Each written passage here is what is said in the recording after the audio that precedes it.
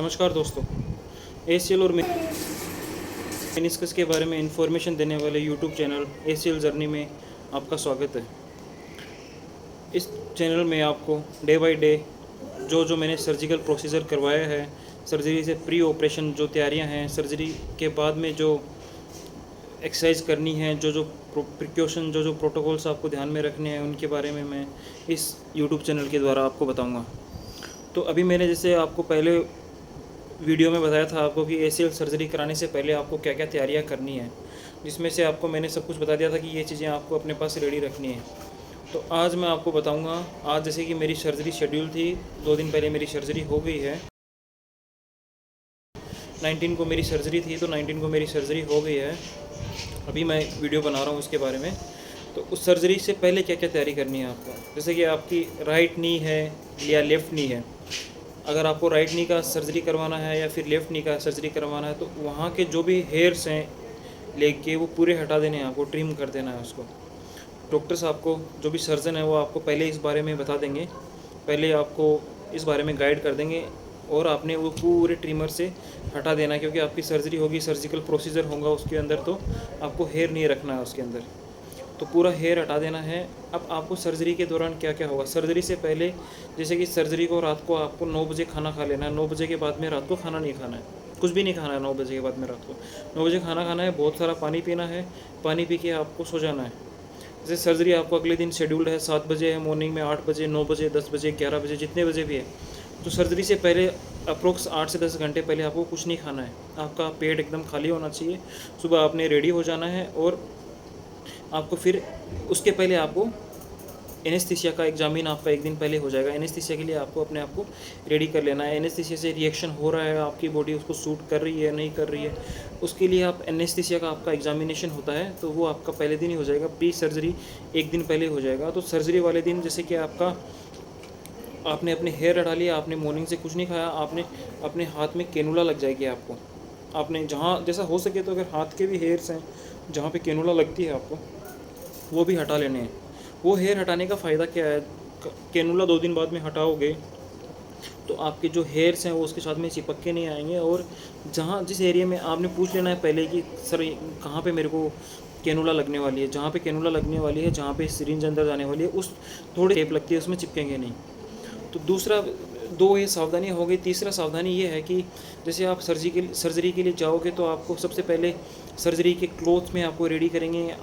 आपने सर्जरी के without any cloth आप रहोगे। सर्जरी का एक गाउन पहनाया जाएगा आपको, ऑपरेशन थिएटर का। आपको फिर सर्जरी में ले जाएंगे तो वहाँ पे आपको कुछ नहीं है। सबसे पहले आपको एक बैक में आपको एक एनेस्थीसिया का इंजेक्शन लगाएंगे डॉक्टर्स। जनरल एनेस्थीसिया होता है जो कि 4 to 6 आवर्स उसका इफेक्ट रहता है। उससे आपका लोअर बॉडी है वो बिल्कुल सुन्न हो जाएगा, न्यूट्रल हो जाएगा, और आपका अपर बॉडी, हाथ वगैरह काम करते हैं। आपको एलईडी स्क्रीन पे भी आप अपने वीडियो को देख सकते हो। फिर डॉक्टर सर्जिकल प्रोसीजर के द्वारा आपके नी में होल करके, एक दोनों साइड, बोथ साइड होल करके, एक में ऑर्थोस्कोपिक कैमरा डाल के आपको चेक करेंगे। एमआरआई रिपोर्ट में तो आपको पता लग गया कि एमआरआई में आपका एसीएल स्प्रेन है, बट कुछ टाइम कई बार क्या होता है कि एमआरआई रिपोर्ट है उसमें भी आपको पता नहीं चल पाता एसीएल स्प्रेन है, लेकिन कितना एसीएल है, कितना डिग्री है। कुछ टाइम एसीएल स्प्रेन दिखाता है, लेकिन जब ऑर्थोस्कोपिक कैमरा डाल के डॉक्टर चेक करेंगे तभी पता चलेगा कि उसमें स्प्रेन कितना है, ज़्यादा स्प्रेन है, सर्जरी की रिक्वायरमेंट है या नहीं है। मेनिस्कस का भी तभी पता चलेगा कि मेनिस्कस आपका कितना फटा हुआ है, या सिलने लायक है, या फिर उसको हटाना पड़ेगा। तो वो उसी टाइम ऑर्थोस्कोपी के टाइम पता चलता है। ऑर्थोस्कोपी जब कैमरा डालते हैं, एलईडी स्क्रीन पे दिख जाता है पूरा, उसी टाइम उसके बारे में पता चलता है। नंबर तीसरी बात है, सबसे पहले आपका एसीएल अगर आपका डैमेज है, टूटा हुआ है, ग्रेड 3 हो गया, फट गया, तो उस एसीएल को निकाल के जो भी कचरा उसको साफ़ करके आपके हैमस्ट्रिंग का या पटेला का जो भी ग्राफ्ट है वो ग्राफ्ट लेके डॉक्टर्स और उसमें दोनों साइड डाल देंगे, एक एंडो बटन डाल देंगे और दोनों साइड बायोडिग्रेडेबल स्क्रू डाल देंगे। बायोडिग्रेडेबल स्क्रू डालने से क्या है, 4 महीने 5 महीने बाद में वो बायोडिग्रेडेबल स्क्रू कैल्शियम बन जाते हैं और हड्डी में ही पिघल जाते हैं। बाद में आपके किसी एक्सरे कहीं भी वो दिखाई भी नहीं देंगे और उनका कोई इफेक्ट भी नहीं रहेगा। जब तक पैर अपनी फुल स्टेबिलिटी, फुल मोबिलिटी में आ जाएगा, उसके बाद वो जो भी बायोडिग्रेडेबल स्क्रू लगाए हैं वो हट जाते हैं, वहाँ से वो अपने आप पिघल जाते हैं। दूसरा, अगर आपका मेनिस्कस फटा हुआ है तो क्या करना चाहिए। मेनिस्कस फटा हुआ है तो मेनिस्कस अगर नॉर्मल फटा हुआ है तो नॉर्मल मेनिस्कस की डॉक्टर सिलाई कर देंगे। अगर मेनिस्कस कुछ ज़्यादा फटा हुआ है तो जो डैमेज पार्ट है उसको हटा देते हैं, उस मेनिस्कस को हटा देते हैं, और जो सही मेनिस्कस जो नीचे बचता है उसको रहने देते हैं, और फीमर और टीबिया के बीच में वो मेनिस्कस फोम का काम करता है और कोई दिक्कत नहीं आती है बाद में। तो सबसे पहले अगर आपका लिगामेंट टीयर हुआ है, आपने ओनली ACL PCL MCL की सर्जरी करवा रहे हो, तो आपको नेक्स्ट डे वेट बियरिंग के लिए डॉक्टर्स बता देंगे। फिर आप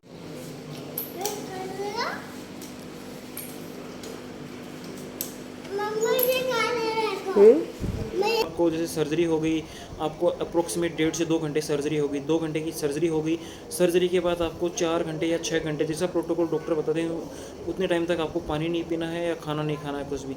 उसके बाद आपको धीरे धीरे पानी पीना है और देखना कि मेरी बॉडी इसका कैसा रिएक्शन दे रही है। अगर बॉडी कोई एलर्जी शो नहीं कर रही है, कुछ भी शो नहीं कर रहा है, कोई एलर्जी नहीं है, तो 2 या 3 बार पानी पीना है, 4 बार पानी पीना है। फिर लगता है आपको कि हाँ बॉडी सूटेबल है, बॉडी सूट कर रही है, उसके बाद आपने रात को खाना खाना है, और नेक्स्ट दिन से आपको नॉर्मल शरीर का नॉर्मल रूटीन रखना है। आपको खाने में कोई सावधानी रखने की ऐसा कोई पर्टिकुलर ये नहीं कि आपको दलिया ही खाना है, खिचड़ी खानी है, चावल ही खाने हैं, ऐसा कुछ नहीं। आपको जो खाना है नॉन वेज वेज कुछ भी खा सकते हो, कोई टेंशन नहीं है उसमें खाने में। जैसे कि आपकी अगर ACL की सर्जरी हुई है तो डॉक्टर आपको नेक्स्ट डे ही बता देंगे कि आपको आज से लोड देना है, मतलब कि वेट बियरिंग आप कर सकते हो। आप धीरे धीरे आपको सर्जिकल वॉकर के थ्रू धीरे धीरे आप थोड़ा थोड़ा पैर पे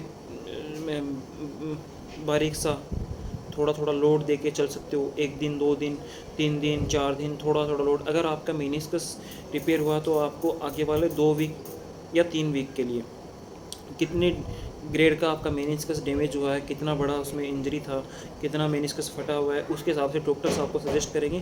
तो मिनिमम 2 वीक 3 वीक आपको उसको रेस्ट देना पड़ेगा, और उसके बाद आप वापस नॉर्मल उस पर वज़न दे सकते हो और वेट बियरिंग कर सकते हो। पर लिगामेंट के केस में ऐसा नहीं है। लिगामेंट के केस में आप अगले दिन से वेट बियरिंग कर सकते हो। 3 दिन बाद में आप धीरे धीरे मसल स्ट्रेंथनिंग की और मोबिलिटी मसल स्ट्रेंथनिंग की एक्सरसाइज कर सकते हो। तो मसल स्ट्रेंथनिंग की एक्सरसाइज जैसे कि अगले वीडियो में मैं डालूंगा। जैसे मैंने अभी मेरा मेनिस्कस भी फटा हुआ था, लेकिन मेरा मेनिस्कस भी डैमेज था, तो मैंने अभी लेकिन एक्सरसाइज शुरू कर दी है। मैं अभी आपको कल नेक्स्ट वीडियो में बताऊंगा कि आपको स्टार्टिंग में कौन सी एक्सरसाइज करनी चाहिए, कौन सी एक्सरसाइज करने से आपका मसल स्ट्रेंथनिंग होगा। जहां आपका मेनिस्कस नया डाला उस वो लेग पतला ना पड़े, उसके लिए मसल स्ट्रेंथनिंग की एक्सरसाइज करना बहुत ज़रूरी है। तो उसकी मसल स्ट्रेंथनिंग की एक्सरसाइज आपको आपके फिजियोथेरेपिस्ट बता देंगे, या फिर आप अगर फिजियोथेरेपिस्ट के पास नहीं जाना चाहते हो, अपने घर पे एक्सरसाइज करना चाहते हो, तो आप आराम से घर पे भी एक्सरसाइज कर सकते हो, उसमें कोई दिक्कत नहीं आती है। मसल स्ट्रेंथनिंग की एक्सरसाइज आप इजीली अपने घर पे कर सकते हो। उसके नेक्स्ट 3 वीक बाद में आपको वेट लेके, जैसे कि आपको 1 kg का वेट लेके, जैसे पानी की बोतल भर लिया या फिर कोई सर्फ का पैकेट है उसका अपने पैर पे बांध के फिर अप डाउन करके, जो एक्सरसाइज मैं आपको नेक्स्ट वीडियो में बताऊंगा वैसे आपको करनी है। तो अभी के लिए आपको थोड़ा तो अगर आपका ओनली ACL तो थोड़ा लोड देके आप वेट बियरिंग करके चल सकते हो। अगर आपका साथ में मेनिस्कस भी है तो आपको एटलीस्ट 2 वीक आपको वेट करना चाहिए वेट बियरिंग के लिए। तो मेरा आफ्टर सर्जरी आज 3rd डे है, मैंने सर्जरी करवा लिया है, मैं घर पे आ गया हूँ। तो आफ्टर सर्जरी मेरा 3rd डे है और मैं अभी नॉर्मल हूँ, कोई मेरे को एनेस्थीसिया का असर कुछ भी नहीं है, सब कुछ सही चल रहा है। अभी मैं धीरे धीरे एक्सरसाइजेज शुरू करूँगा। वेट बियरिंग है, सर्जिकल वॉकर लेके चल रहा हूँ। सर्जिकल वॉकर मैं 2 से 2.5 वीक 15 दिन 18 दिन के लगभग का प्लान कर रहा हूँ। उसके बाद मैं स्टिक वॉकिंग स्टिक है, वॉकर है जो स्टिक है उसको लेके चलूँगा। उसके बाद मैं अगले 3 वीक 4 वीक 5 वीक तक उस वॉकर को लेके चलूँगा।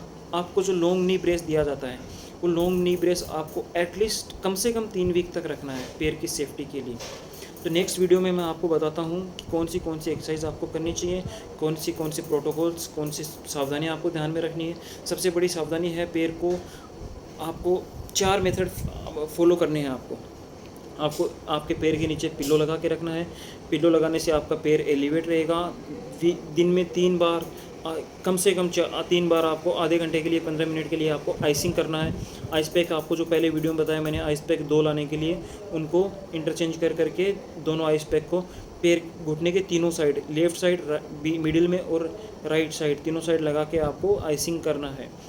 पैर को एलिवेट रखना, आइसिंग करना और धीरे धीरे आगे के जो पंजे हैं पैर के आगे के, उनको डाउन अप करते रहना है। जितना भी आपको टाइम, दिन में जितनी बार भी आपको याद आए, 5 बार 10 बार, उसको आगे पीछे करते रहना है। अभी के लिए 3 दिन के लिए 4 दिन के लिए आपको यही करना है फर्स्ट वीक। फिर मैं आपको नेक्स्ट वीडियो में बताता हूँ कि आपको कौन सी एक्सरसाइज आगे ध्यान में रखनी है। सबसे बड़ा प्रोटोकॉल है सीढ़ियाँ चढ़ने को अवॉइड करना। सीढ़ियाँ चढ़ने एक्सरसाइज के बाद सीढ़ियाँ बिल्कुल भी नहीं चढ़ना। अगर सीढ़ियाँ चढ़नी है तो उसका भी एक तरीका है। मैं आपको सीढ़ियाँ चढ़ने का और उतरने का कल तरीका बताता हूँ। आफ्टर सर्जरी चाहे आपका 1 दिन क्यों ना हो, 2 ही दिन क्यों ना हो, उस वेट, जिस पैर का सर्जरी हुआ उस पैर पे आपको बिल्कुल भी वेट बियरिंग नहीं करना, उस पर बिल्कुल भी लोड नहीं लेना है स्टार्टिंग के वीक, स्टार्टिंग के 2 दिन 3 दिन। तो इसके लिए आपको अगर ज़रूरत पड़ती है कि आपको सीढ़ियाँ चढ़ना ही है, सीढ़ियाँ चढ़ना ही पड़ेगा। मिक्सी चल रही है क्या बीच में? हाँ, थोड़ा दूध गर्म हो रहा है, दूध का रूह अफ़ज़ा बन रहा है। डाइट तो फॉलो करनी पड़ेगी अभी अगले कुछ दिनों के लिए। तो जैसे कि डाइट में भी आपको सुबह 3-4 एग, शाम को 3-4 एग्स, सुबह शाम मिल्क, सोयाबीन, आपको दाल, हरी सब्जियां, आपको ये सलाद, ये लेना है। अगर आप नॉनवेज खाते हैं तो आपको मटन को पक्का फॉलो करना है, मटन पक्का खाना है। तो इस हिसाब से आपको डाइट भी अपनी फॉलो करनी है। डाइट लोगे उतना ही अच्छा रिकवरी आएगा। तो इस हिसाब से आपको मैंने बताया कि अभी सर्जरी हो गया है मेरा, और सर्जरी के बाद एवरीथिंग इज़ ऑल राइट, सब कुछ सही चल रहा है, कोई टेंशन नहीं है। आप भी धीरे धीरे अपने प्रोटोकॉल्स फॉलो कीजिए। सर्जरी से डरना नहीं है, सर्जरी करवाने का ऑप्शन ही है तो सर्जरी करवाना है। बढ़िया रिकवरी आ जाएगी। रोड टू रिकवरी में मैं बताऊँगा आपको कि क्या क्या रिकवरी के लिए आपको प्रोटोकॉल्स ध्यान में रखना है। सबसे बड़ा प्रोटोकॉल ये है कि पैर को कभी भी झटका नहीं लगने देना है, कभी भी लंपिंग नहीं लाने देना है पैर में। उसको बिल्कुल पाल के रखना है, बिल्कुल सेफ्टी से रखना है पैर को। स्टार्टिंग में धीरे धीरे वो weight bearing, mobility, gym exercises, cycling वो आएंगी, धीरे धीरे होगा तो आपका पैर एकदम फर्स्ट क्लास पहले की तरह सेट हो जाएगा। तो थैंक यू मेरे साथ बने रहने के लिए। नेक्स्ट वीडियो में मिलते हैं। नमस्कार।